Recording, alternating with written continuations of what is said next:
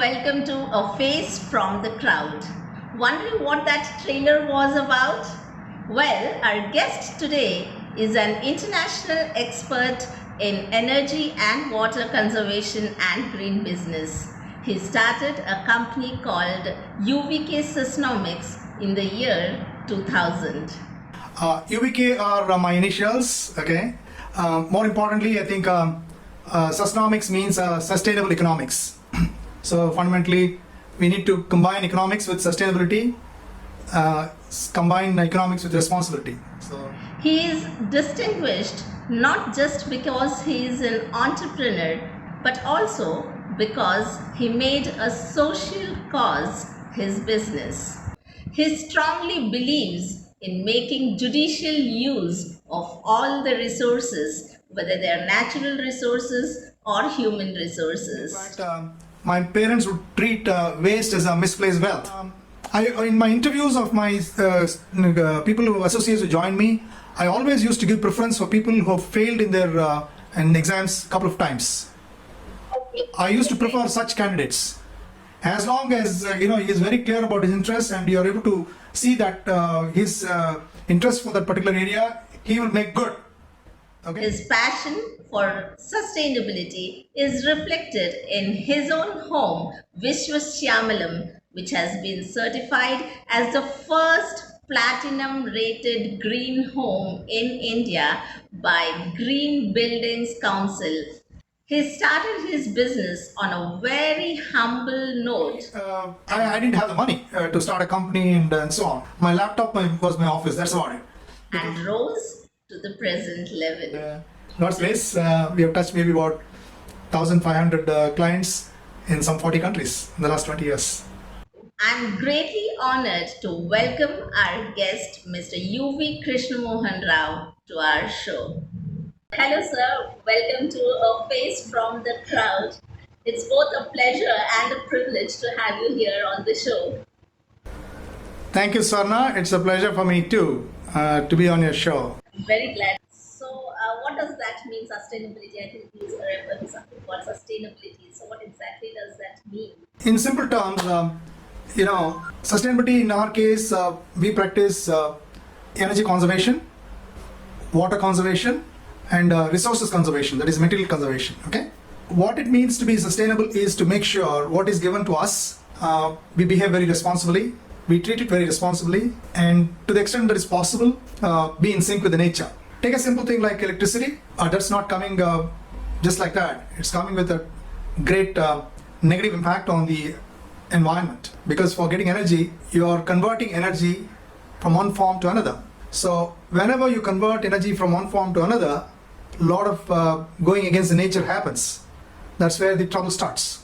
So sustainability is to make sure that how close we are with the nature, how we are able to make the complete cycle self-sustainable. Which means directly or indirectly, I think it also connects to the common man, and the common man actually has a very responsible role to play in the entire thing. Absolutely, absolutely.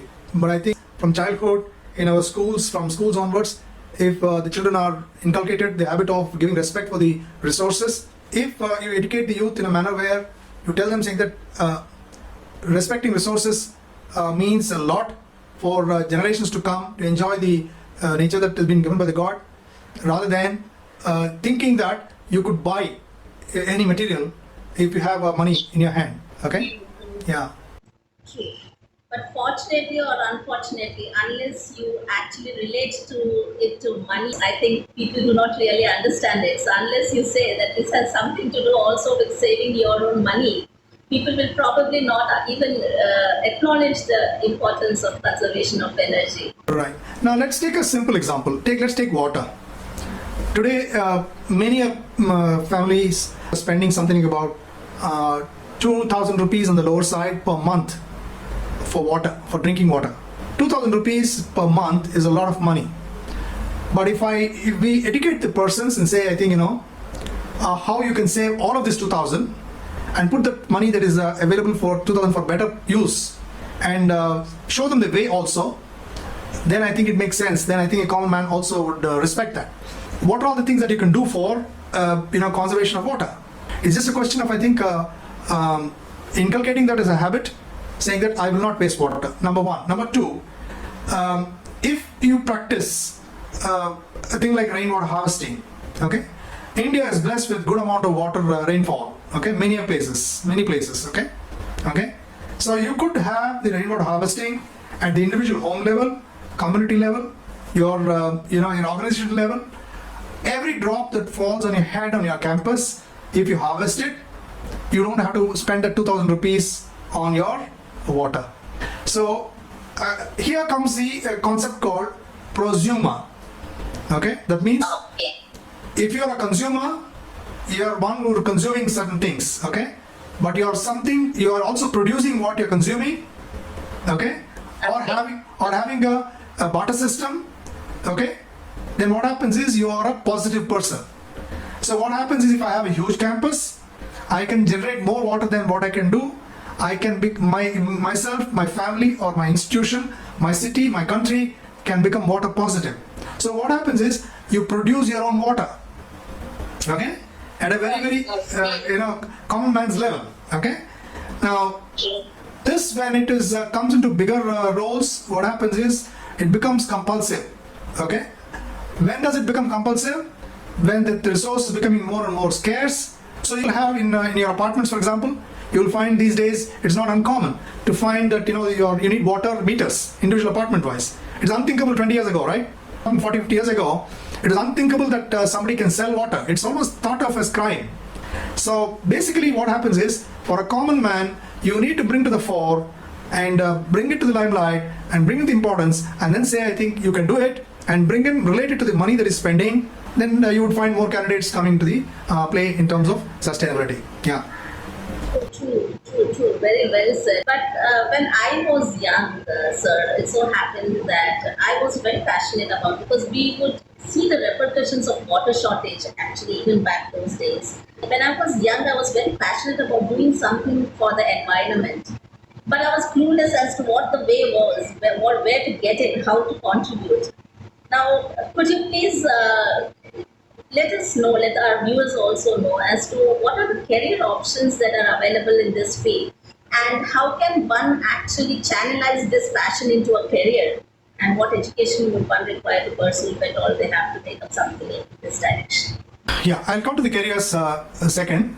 First is, I think, fundamentally as a nice human being, it is our moral and ethical responsibility to partner for the cause of sustainability. In fact, the United Nations definition of sustainability says your consumption and your activities and your habits are so responsible that you're leaving the resources for the future generations too. But what is happening? There's something called Earth Overshoot Day. Earth Overshoot Day. Okay? What is Earth Overshoot Day? You are supposed to consume until the December 31st. Okay? The resources that are being given to you for the current year. Okay? What happens is, even as early as November or so, you finish using all of the year's resources.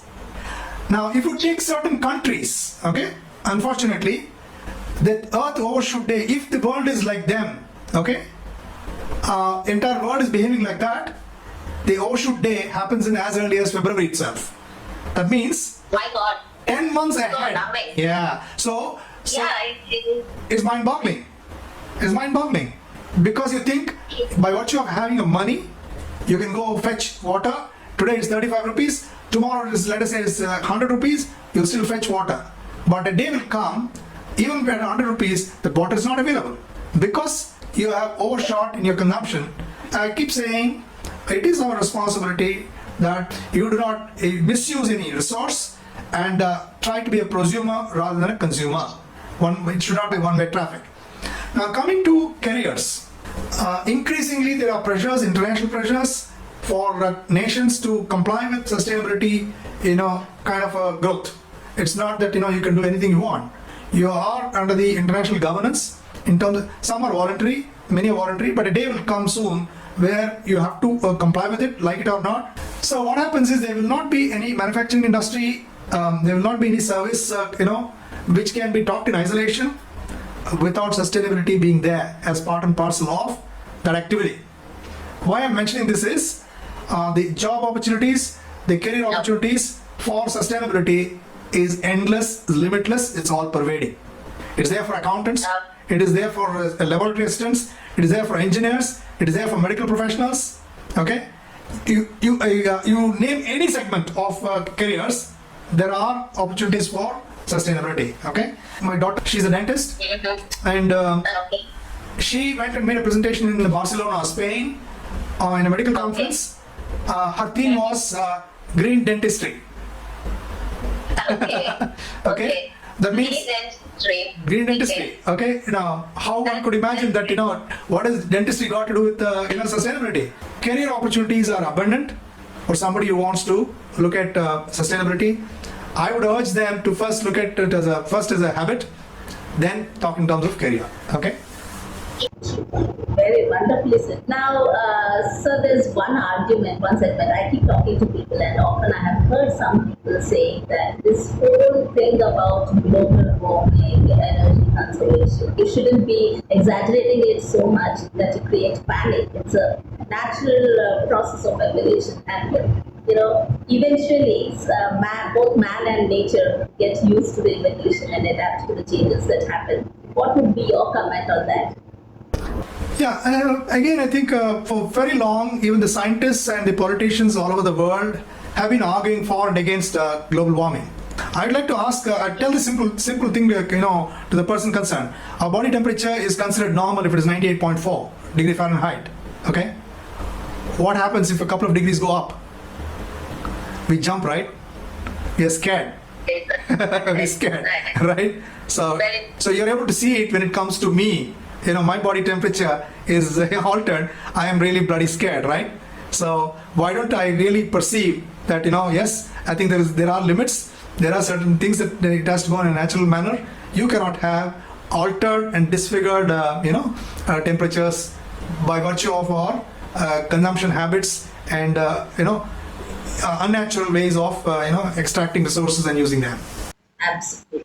So the main problem, I guess, is that people don't like any restrictions being imposed. And that's the thing, you want to live life king size, actually, and that's the reason people go against all these arguments, actually come up with these arguments, in fact, I would say. Okay, now sir, would like to move a little towards your journey. Share your journey. I think it would be inspiring many others. Post my college education, I was fortunate to get introduced to my uncle, Dr. M.K. Raju, who's been a very strong proponent of management efficiencies and cost reductions and cost of unnecessary waste elimination and so on and so forth. So I joined with him, and the initial phase I spent about 25 years with him. He's a great trainer, and he has been a very, very successful business person, internationally known, and both in the public sector and the private sector, he made a mark for himself. In between, I also had I was fortunate to take a management program at the IIM Ahmedabad and the University of Wisconsin in the US, all related to sustainability and energy efficiency and so on and so forth.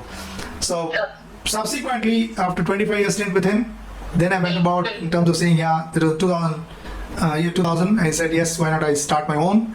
Okay. So when you were quitting, actually, was entrepreneurship a natural thought, or did you also contemplate about working elsewhere? Actually, I had no plans on the day I quit rather. But then it so happened, I have also come across one of the greatest personalities I have come across Dr. Krishna Mohan. He teaches at the Asian Institute of Technology, Bangkok. And I had the great privilege of working with him on an assignment when I was with Dr. M.K. Raju. So I went to him and I said, Dr. Mohanty, I need a job. Can you give me a job? He said, why don't you start? Okay. I didn't have the money to start a company and so on. Nothing. And I also had the privilege of one Dr. Ramalingam, the retired chairman managing director of Madras Refineries. Dr. Ramalingam also said, don't start with fancy officers, invest your money and so on. So that's how I started off. That's such an inspiring story, because I think most of the youngsters today, in fact, I don't know why, even maybe the people who are in their 40s at times, when they think about starting a business, the first thing that strikes them is how much to invest and how lavish an office to have so that you can display it to your clientele. It's not easy to start a company. Okay, it's not easy, and I used to feel most difficult if I'm not able to pay the salaries of the employees, or 25, 30 of them who are with me. It's not fair. So I used to feel sort of ashamed and frightened, never to get into that situation. Okay. To start with, my mentor, Dr. Mohanty, he said, look, I will give you 18 lakhs, okay, and I don't need anything in return from you. Just succeed, okay? Okay. Now I didn't know. That was wonderful. Okay, that's awesome. Okay. In fact, I had another person in my client company, V.P. Rao Garu. He's from Andhra Pradesh, and he also came forward and said, here's a check for a lakh of rupees, and send me a check. And he said, you have my blessings. And he got me the first 3 clients. That gave me a tremendous strength. Okay, I didn't take a rupee from the 18 lakhs. Okay, that word was good enough for me. I didn't use the check that Mr. V.P. Rao gave. In fact, I framed it along with his letter and put it in my office as a memento. I never used them, but that was something which is phenomenal. And I must also confess, in the last 20 years, for nearly 10 years plus, my wife supported me financially whenever there was a need and whenever I was in a crisis. So you need in entrepreneurship not to give up. You need some kind of a godfather.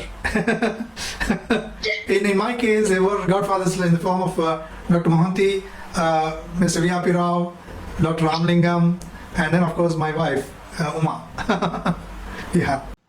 I should tell you, sir, that it takes a man to come out and say that my wife supported me financially. Not every man would say that. That talks volumes about you. Acknowledging it on a public platform, I think it's really, really very commendable. Okay. Now, so how do you keep going, and how do you also stand up there like a rock and then keep inspiring people? Anybody who sees you now would definitely feel, get inspired, I'm sure. You see, there were moments of low quite a number of times. There's no doubt about it at all. Okay. But I don't think I ever got into the mode of giving up, because it's simple. Someone else is doing it. Okay. That means same circumstances, somebody else is performing, means I think there's something that we need to learn, adapt, and then move forward. Okay. And also, motivate myself by looking at people like Dr. Mohanty, who's younger to me by 5 years, Narendra Modi, for instance, at his age, and what is the kind of energy he has, how many hours, God knows, how few minutes he must be sleeping in a day, how tough. Okay, so definitely I think you need to take inspiration from the right people. Now let's take the current COVID-19 pandemic. If I say pandemic is affected and I get bogged down with it, I think I'm dead and gone. On the other hand, if I fight and say no, I'll find answers with the pandemic, I think what is it that I can do? There is so much you can do. So it all depends on how you look at it and how you fight it. And you say, fine, in the process, how do you make value addition and make money? Definitely, that's the most lucrative thing. Okay, I could easily make out that you are a self-motivated person, but it doesn't happen so with everybody. There's a batch that's coming out now in 2020. It is supposed to pass out. So many youngsters out there who are really very restless, who are unsure about their future. What would be your message to all of those people? Before addressing them, I would like to address their elders and their parents.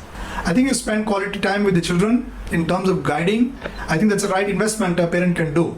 So don't worry. I think jobs will automatically be available for a competent person. A competent person is never unemployed. Well, absolutely. So the mantra isn't making yourself competent enough. Very wonderfully said, sir. It was a very enriching conversation, and I'm sure it would inspire many of our viewers. And I just hope that it reaches out to the maximum number of people, as many people as possible, so that they can listen to you and get inspired. I think a great honor to have you here on the show, sir. Thanks a lot, and hope to see you again. So that was Mr. UVK Rao for all of you, an expert in sustainability, an enterprising entrepreneur, and most importantly, a warm and generous human being who is an inspiration to many. Stay tuned to our channel to meet many more such inspiring guests. Bye-bye and see you soon with yet another guest.